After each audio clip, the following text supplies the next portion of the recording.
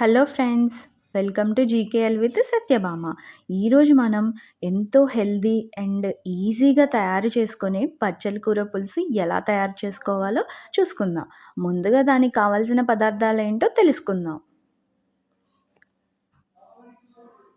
ఒక కట్ట బచ్చల కూర, ఒక ఉల్లిగడ్డ, 2 పచ్చిమిర్చి. ముందుగా బచ్చల కూరను చిన్నగా కట్ చేసుకొని 2 సార్లు వాటర్తో కడిగిన తర్వాత వీడియోలో చూపించిన విధంగా పక్కన పెట్టుకోవాలి. ఇప్పుడు ఒక గిన్నెలో 2 టేబుల్ స్పూన్ ఆయిల్ వేసుకొని కొంచెం జీలకర్ర, కొంచెం ఆవాలు, ఒక ఎండుమిర్చి వేసిన తర్వాత అవి వేగిన తర్వాత చిటికెడు ఇంగువ వేసుకొని తర్వాత మనం కట్ చేసుకున్న ఆనియన్స్ అండ్ పచ్చిమిర్చి వేసుకొని మొత్తం ఒకసారి కలుపుకోవాలి. ఇలా కొంచెం వేగిన తర్వాత చిటికెడు పసుపు, చిటికెడు ఉప్పు వేసుకొని మళ్ళీ ఒకసారి మొత్తం కలుపుకోవాలి. ఈ ఉల్లిగడ్డలు కొంచెం మగ్గిన తర్వాత మనం కట్ చేసుకున్న బచ్చల కూరను కూడా మొత్తం యాడ్ చేసేసుకోవాలి.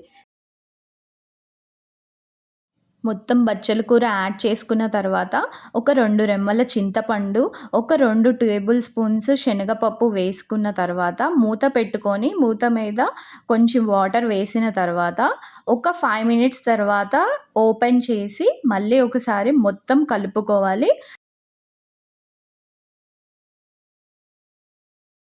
అండ్ బచ్చల కూర కూడా చూసారు కదా, కొంచెం మగ్గిపోయింది.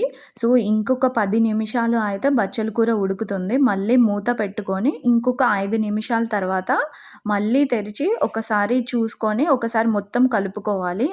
ఈ టైంలోనే మనం సాల్ట్‌ని కూడా యాడ్ చేసుకోవాలి. ఇప్పుడు హాఫ్ టేబుల్ స్పూన్ సాల్ట్ వేసుకున్నాం. ఒక కట్ట బచ్చల కూరకి హాఫ్ టేబుల్ స్పూన్ సాల్ట్ సరిపోతుంది. సో మళ్ళీ 5 మినిట్స్ తర్వాత హాఫ్ టేబుల్ స్పూను కారంని యాడ్ చేసేసుకోవాలి ఇప్పుడు మనం. సో కారం వేసిన తర్వాత ఇంకొక 5 నిమిషాలు ఉంచితే మనకి కూర అనేది రెడీ అయిపోతుంది. సో ఇలా మనకి వాటర్ అనేది రిలీజ్ చేస్తూ ఆయిల్ రిలీజ్ చేస్తుంది కదా, ఈ టైంలో మనం స్టవ్ ఆఫ్ చేస్తే సరిపోతుంది. అంతే ఫ్రెండ్స్, ఎంతో హెల్దీ అండ్ సింపుల్గా రెడీ అయిపోయే బచ్చల కూర పులుసు కూర. సో మీరు కూడా ఒకసారి ట్రై చేయండి. ఇలా చేసుకుంటే ఈ కర్రీ చాలా బాగుంటుంది.